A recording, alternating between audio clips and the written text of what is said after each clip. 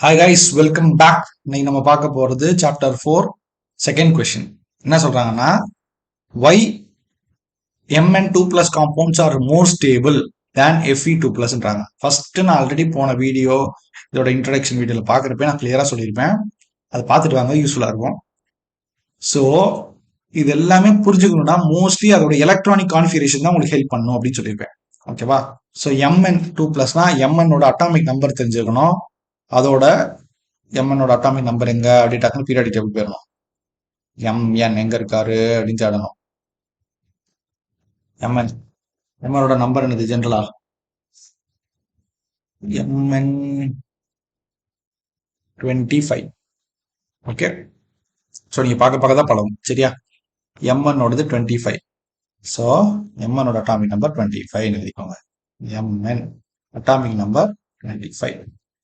சரியா? 25னா நான் போன வீடியோல சொன்ன அதே கதை தான். என்ன 25னா எதுக்கு மேல? ஆர்கானுக்கு மேல 7 எலக்ட்ரான். ஆர்கான்னா அப்ப என்ன எழுதுனா?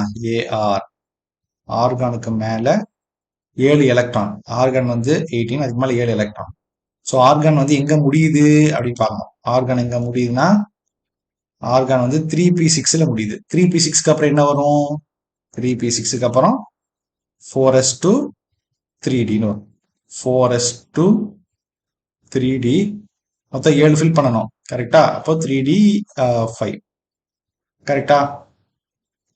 இதுதான் mnோட ஸ்டேபிள். இப்போ mn 2 பிளஸ் மாத்த போறீங்க. இது mnோடது. அப்போ ஆனா இப்போ mn 2 பிளஸ்னா 2 எலக்ட்ரான் தூக்க போறீங்க. எதுல இருந்து தூக்க போறோம்? எஸ்ல இருந்து தான் தூக்குவோம். ஸோ என்ன ஆகும்? mn 2 பிளஸோட கான்ஃபிகரேஷன் வந்து ஆர்கான் 18 3d5 இருக்கும். கிளியரா?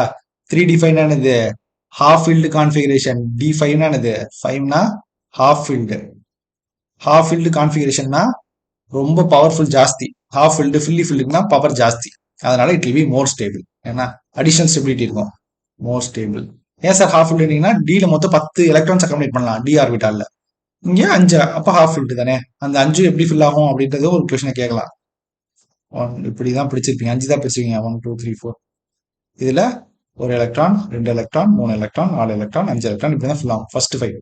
அதுக்கப்புறம் வர்றது இப்படி ஆப்போசிட்ல ஃபில் ஆகும். ஓகேவா? அதான் லாஜிக். அடுத்தது அயனுக்கு போட்டு பார்க்க போறீங்க. Iron FE. அயனோட நம்பர் திருப்பி போய் தேடணும். ப்ராக்டிஸ் பண்ண தான் வரும். எஃப்இயோடது எங்க எங்க எங்க யாராவது நம்பர் பார்த்தீங்கன்னா டக்குன்னு சொல்லுங்கன்னா, பக்கத்துலேயே இருக்கு சார். 26. சரி, ஓகே, 26. அப்போ ஈஸி தானே. அப்போ ஆர்கான் அதே தான், அதோட ஒன்று எக்ஸ்ட்ரா. அப்போ நார்மலாக இருக்கிறப்போ 4s2 3d6 இருக்கும். 2 எலக்ட்ரான் தூக்குறப்போ எஃப்இ 2 பிளஸ் தூக்குறப்போ ஆர்கான் கூட என்ன இருக்கும்? 18 3d6 இருக்கும். 6ல இருந்து ஒரு எலக்ட்ரான் எடுக்கிறது ஈஸி தானே. ஹாஃப் ஃபீல்ட்ல இருந்து எடுக்கிறது தான் கஷ்டம். ஸோ இதுல இருந்து ஈஸியா எடுத்துடலாம். இதுல அயன் வந்து ஈஸியா எடுத்துடலாம். இது வந்து லெஸ் ஸ்டேபிள். ஏன்னா இதுல 6th எலக்ட்ரான் எப்படி உட்காந்துருக்கும்? அயனோட 6th எலக்ட்ரான் வந்து 1 2 3 4 1 2 3 4 5 4 5 6th எலக்ட்ரான் இப்படி இருக்கும். இந்த ஒரு எலக்ட்ரான் பேரா இருந்தா எடுக்கிறது ஈஸி. சோலோவா இருந்தா ஸ்ட்ராங்கா இருக்கும். சிங்கிளா இருந்தா பவர்ஃபுல்லு. பேர் ஆயிட்டான்னா ஈஸியா இது பண்ணிடலாம். சரியா? புரிஞ்சா? ஓகே. அதனால இதுதான் ரீசன். கிளியரா? அண்டர்ஸ்டாண்டா கைஸ்? Okay, thank you.